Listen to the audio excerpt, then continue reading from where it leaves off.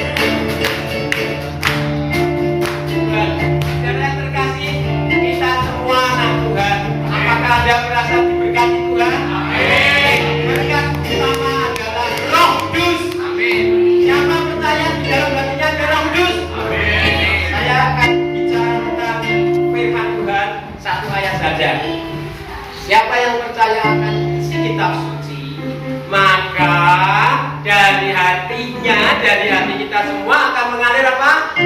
Aliran air hidup, yaitu kuasa Roh Kudus. Kita semua sama, tidak ada yang lebih, tidak ada yang kurang. Di hadapan Tuhan sama, yang hebat Tuhan, yang dahsyat Roh Kudus. Asal percaya, maka dari hati kita akan keluar aliran Roh Kudus. Firman saya, aku percaya. Dari hatimu mengalir kuasa Roh Kudus yang dahsyat dan hebat. Haleluya. Tuhan nyatakan kuasa-Mu semua sebab Tuhan untuk karya yang besar. Kita lanjutkan dengan menari, saudara. yaitu bila roh Allah ada di dalamku.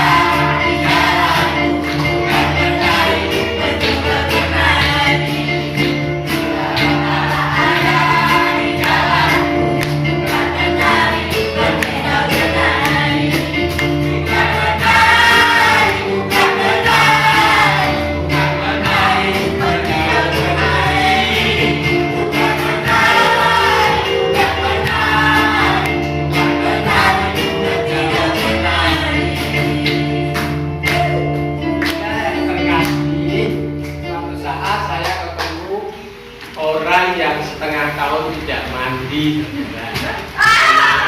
pulang dari Solo, saudara, dia belum mengenal Tuhan. Terus kita layani, diajak nyanyi, kemudian diajak menari, kemudian bisa menari, terus dia diberi Tuhan, hatinya senang, dia sadar, kemudian dia bisa mandi. Orang yang menari untuk buat Yesus dijamin menang. Amin. Dijamin menang. Amin. Jadi kalau punya masalah apa-apa, menari saja untuk Tuhan. Percayalah.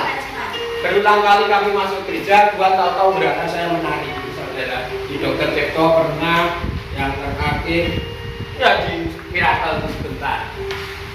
Jadi kalau orang menari memandang Tuhan, maka karakter kita akan terus dibersihkan dan kita akan dimampukan untuk melayani sesama. Kita semua dipakai untuk melayani. Dulu di desa Bogor, raiso nulis, raiso pokok jadian dipakai Tuhan, banyak menyembuhkan orang, termasuk di Cokok Pulau, didoakan disembuh, saudara. Sehingga orang-orang bertobat. Kita semua bisa, karena kita anak Tuhan.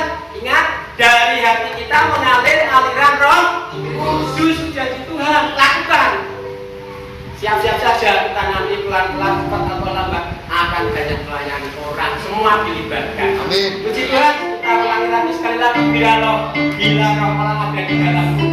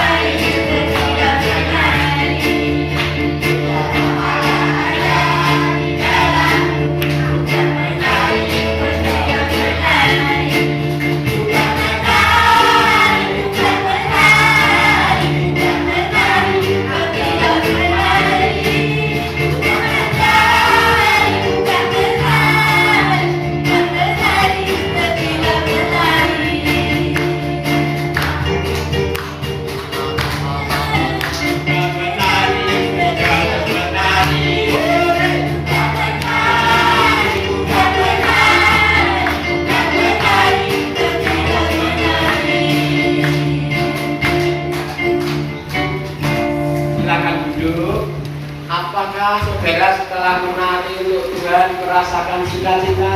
Amin. Karena kalau menari untuk Tuhan itu yang negatif dibuang. Terkepo, sungkan, yang bukan dari Tuhan dibuang Tuhan. Rasa malas, putus asa akan dibuang Tuhan. Sehingga punya pengharapan sembuh bisa jadi semangat lagi ya. Amin. Menari untuk Tuhan itu sangat penting. Ya.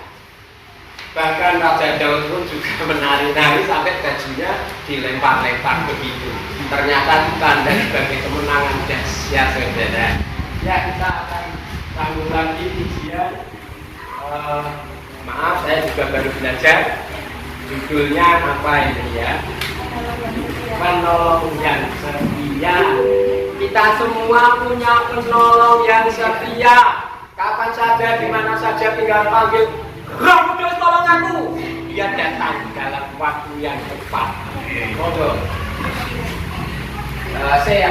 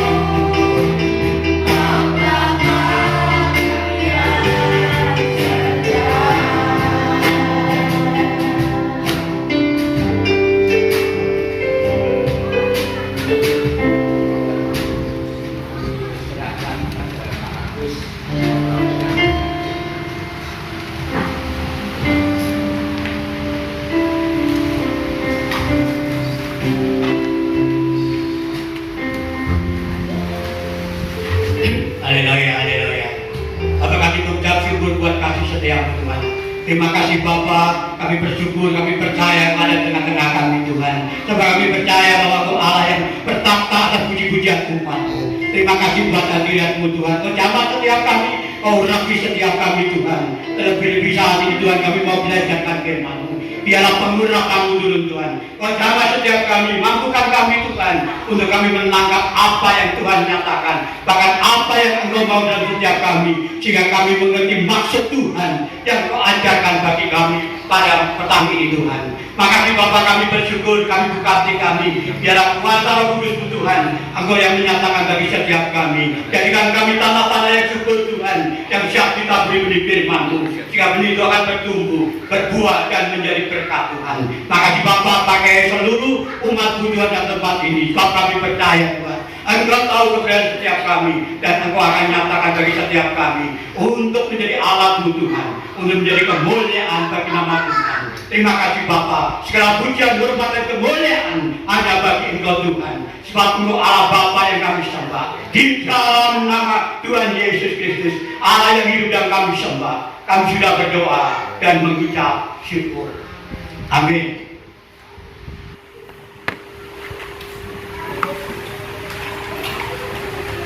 Bapak Ibu Saudara yang dikasihi Tuhan, malam ini saya tidak banyak berbicara.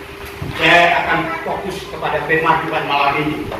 Saya percaya karena jemaat di sini adalah para senior, jadi saya berpikir saya tidak menyampaikan firman sedih kepada anak-anak muda atau pada umumnya. Nah, biarlah firman pada petang ini akan mudah ditangkap dan dimengerti, karena firman Tuhan malam ini berbicara tentang keluarga.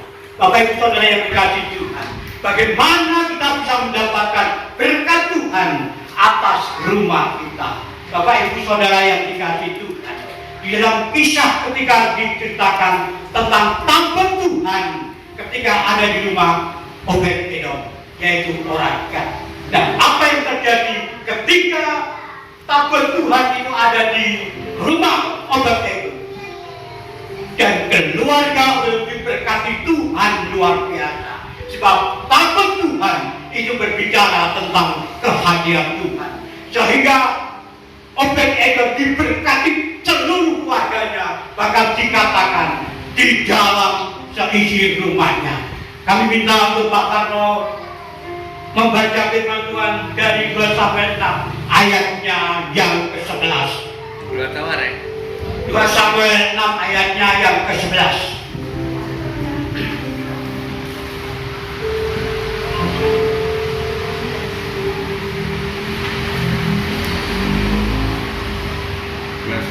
Samuel berapa Pak? 2 Samuel 6 ayatnya yang ke-11.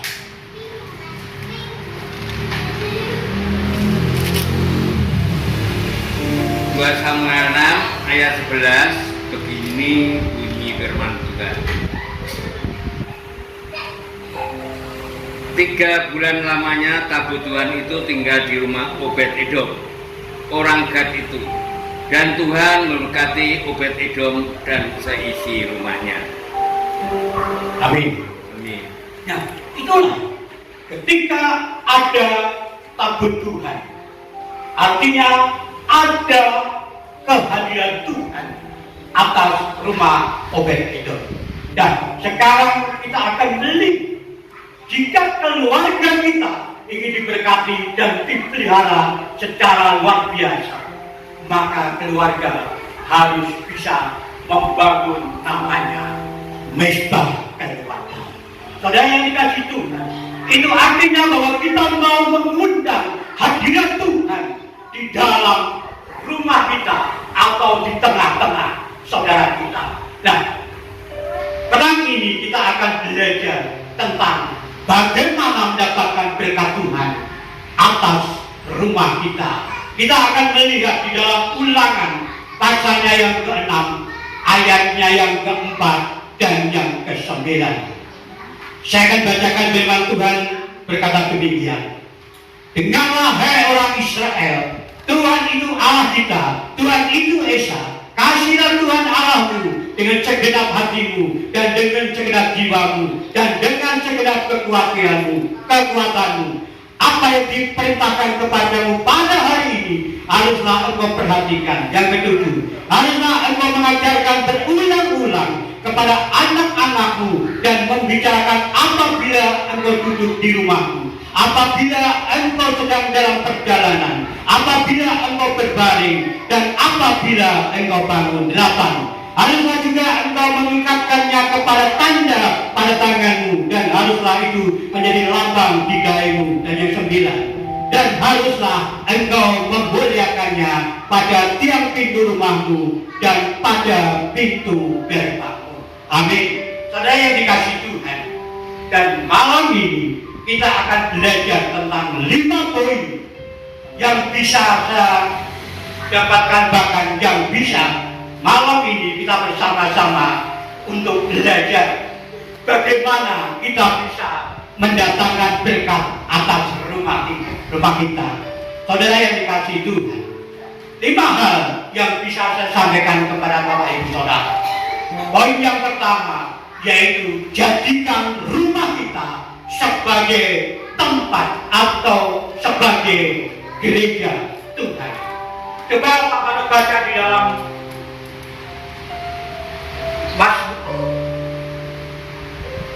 Mazmur 101 ayatnya yang pertama sampai yang kedua.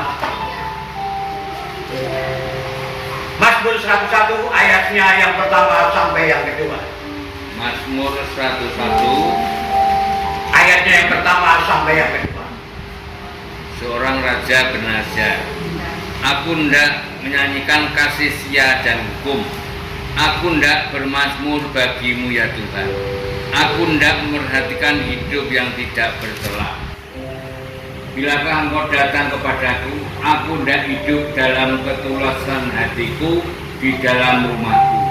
Tiada aku taruh di depan mataku perkara dursila, perbuatan murtad aku benci.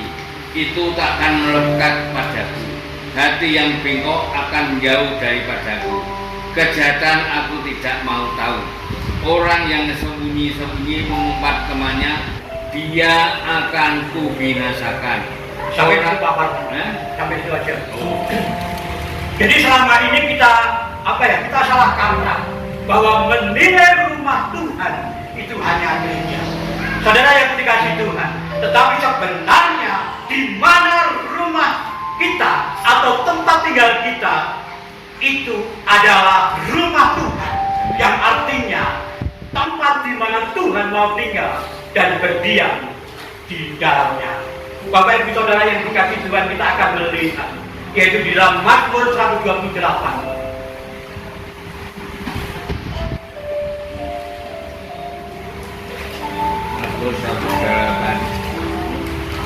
Mazmur 128 ayat pertama sampai yang ke-6.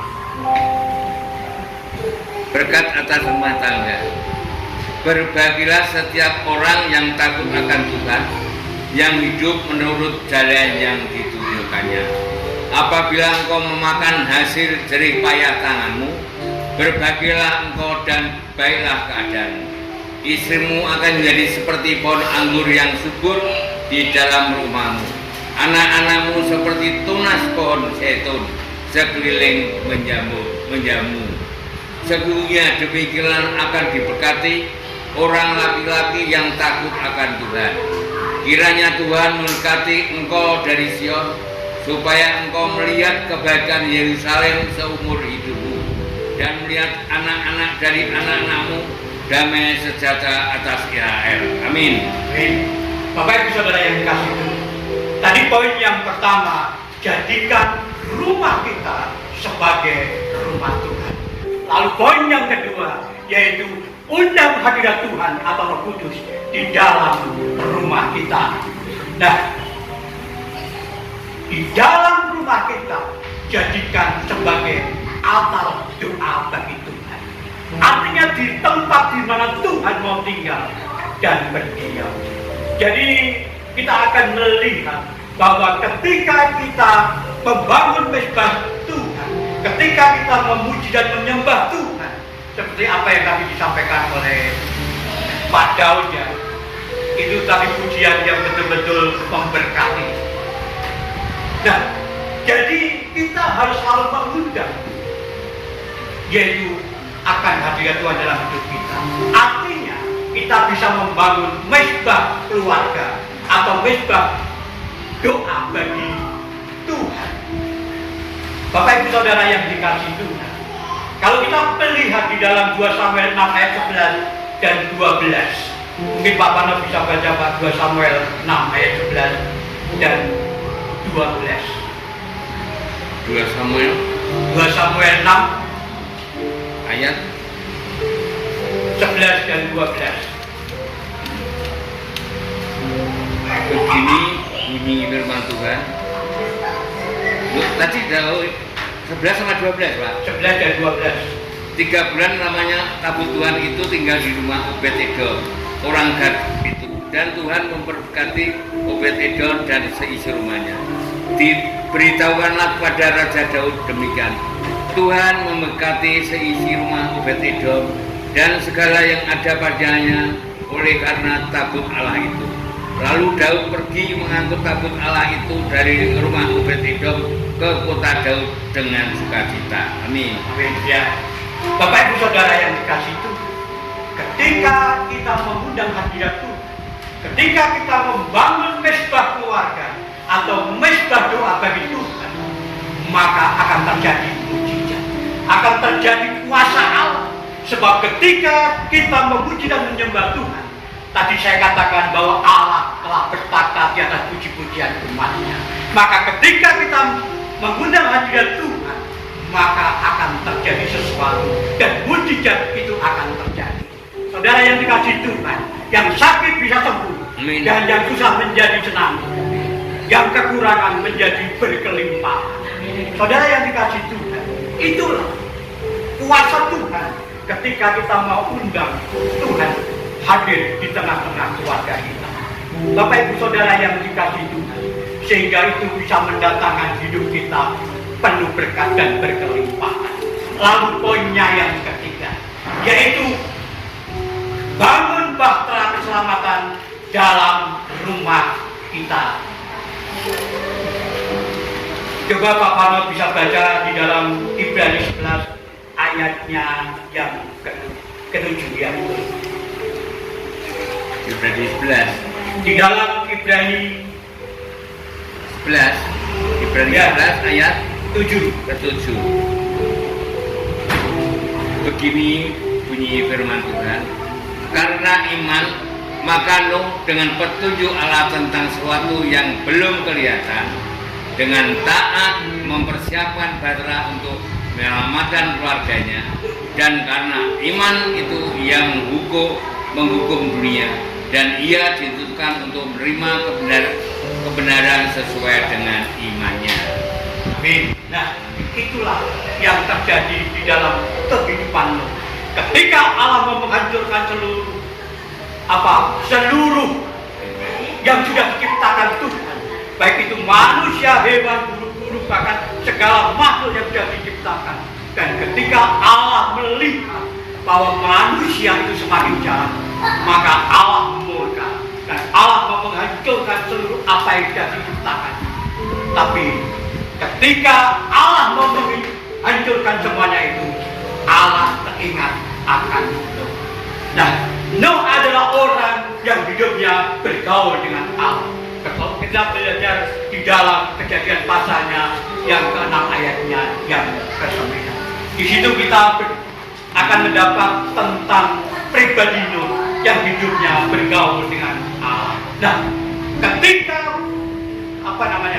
ketika badai itu sudah selesai, maka di dalam Kejadian pasalnya yang 8 ayatnya yang ke-15 dan 16, Allah berkata kepada Nuh, keluarlah engkau dari bahtera, engkau dan seisi rumahmu, bahkan semua binatang-binatang yang engkau bawa.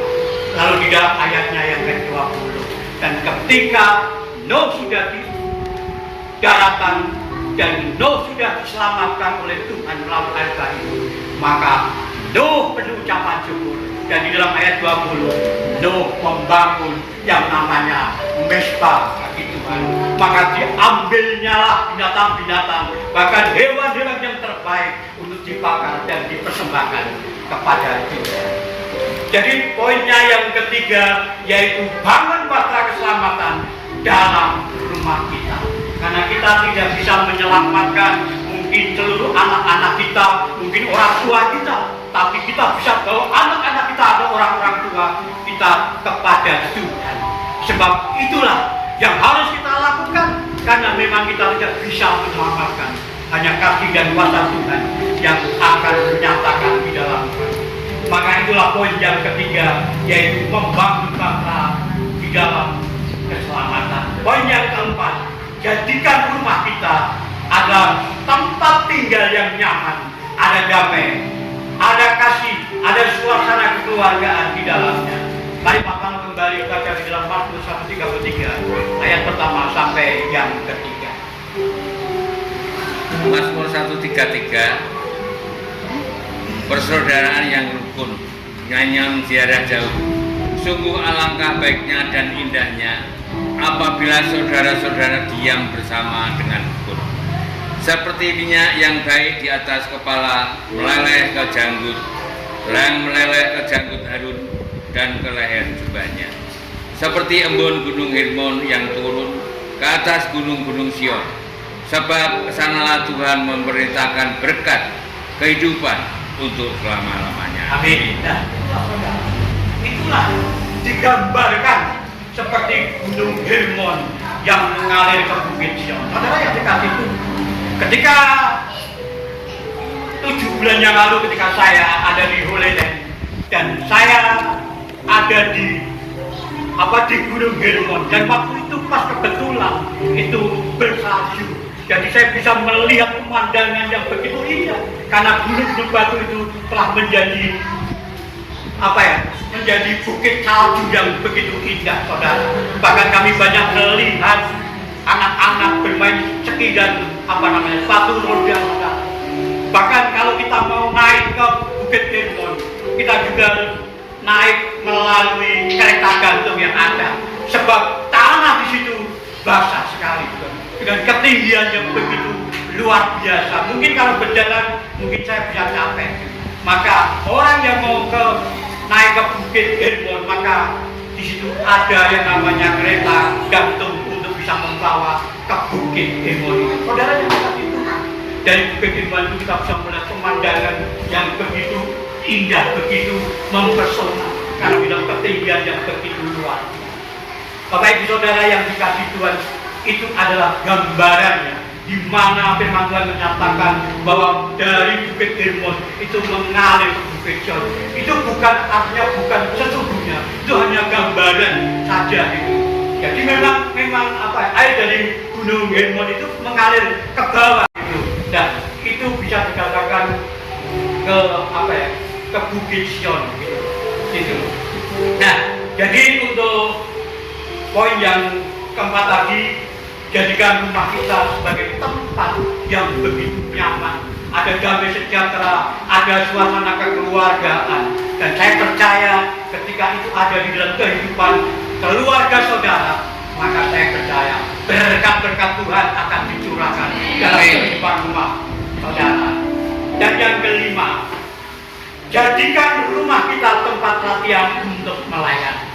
Saudara yang dikasih Tuhan, jadi kalau kita mau ambil bagian untuk mau melayani, sebelum kita bertanya, bahkan sebelum kita bergumul kepada Tuhan, maka belajar dari kehidupan yang namanya keluarga. Saudara yang dikasih Tuhan, nah itu adalah modal yang utama untuk kita bisa melayani, yaitu supaya kita juga belajar dari kehidupan di dalam rumah kita. Mungkin Pak Panto kembali bisa baca di dalam Yohanes 24, di dalam Yosua 24 ayatnya yang ke-15.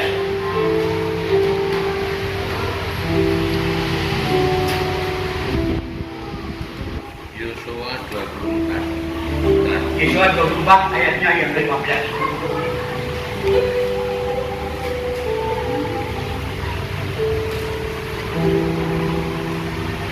Yosua 24 ayat 15. Begini bunyi firman Tuhan. Tetapi jika kamu anggap tidak baik untuk beribadah kepada Tuhan, pilihlah pada hari ini kepada siapa kamu akan beribadah. Allah yang kepadanya nenek moyangmu beribadah di seberang sungai Efrat, atau Allah orang Amori yang negerinya kamu diami ini. Tetapi aku dan seisi rumahku, kami akan beribadah kepada Tuhan. Amin. Nah, itulah yang harus menjadi kerinduan kita untuk menjadi anak-anak Tuhan yang mau setia, yang mau mengasihi Tuhan. Sebab Allah lebih dulu mengasihi kita.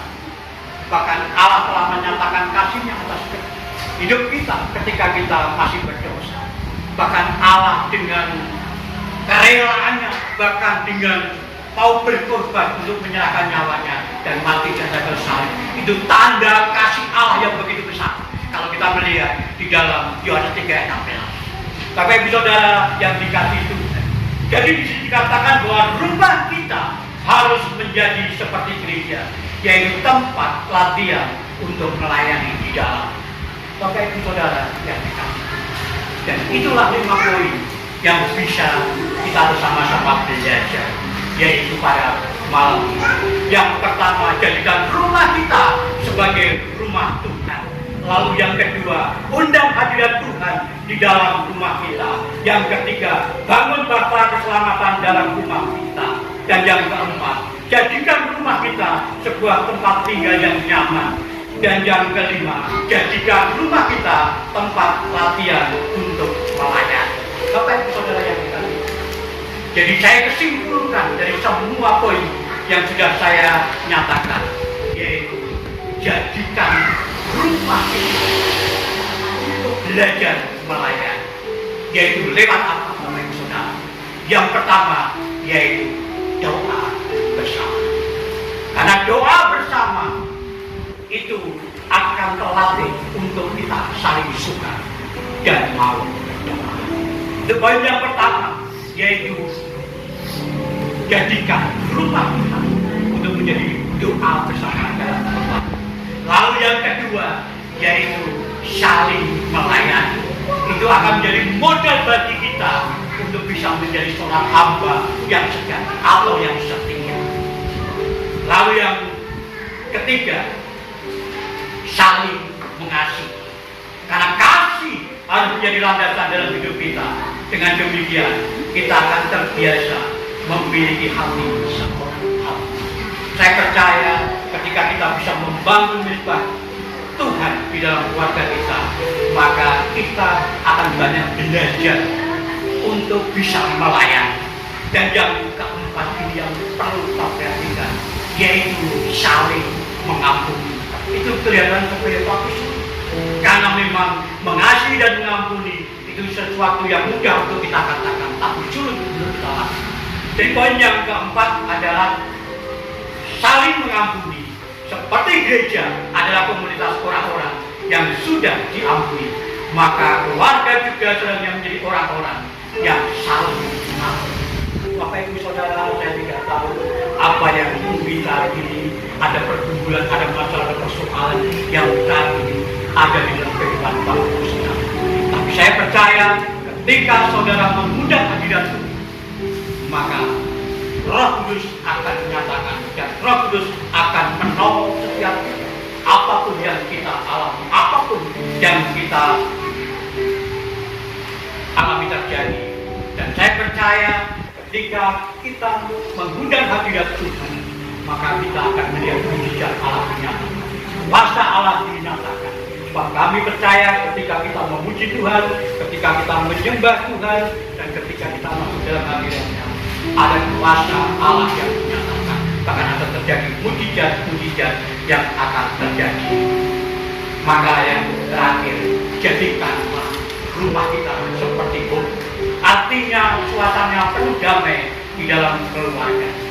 Sebab ketika ada kedamaian dan ketika ada kekeluargaan di dalamnya, saya percaya berkat-berkat Tuhan akan dicurahkan. Haleluya. Amin.